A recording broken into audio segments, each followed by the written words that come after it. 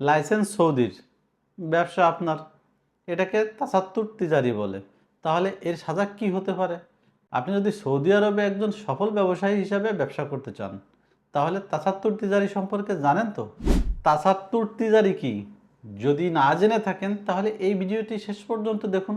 তাসাত্তুর তিজারি বলতে সহজভাবে বোঝায় একজনের নামে লাইসেন্স থাকলেও বাস্তবে অন্য কেউ ব্যবসা পরিচালনা করছে, এটাই তাসাত্তুর তিজারি। তাই সৌদিতে সবসময় বৈধ নিয়ম মেনে এবং সঠিক লাইসেন্সের মাধ্যমে ব্যবসা পরিচালনা করাই সবচেয়ে ভালো সিদ্ধান্ত। এবার জেনে নেওয়া যাক সৌদি আইন এবং কি শাস্তি হতে পারে। সর্বোচ্চ 5 বছরের জেল এবং 5 মিলিয়ন সৌদি রিয়াল জরিমানা।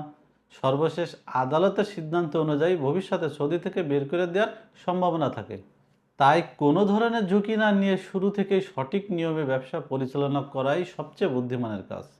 আপনি যদি সৌদিতে একজন সফল ব্যবসায়ী হয়ে ইনভেস্টর লাইসেন্স, কোম্পানির রেজিস্ট্রেশন অথবা বৈধভাবে ব্যবসা শুরু করতে চান, তাহলে আমরা এ বিষয়ে ব্যবসার সেটআপ এবং পুরো প্রক্রিয়ায় সহযোগিতা করে থাকি।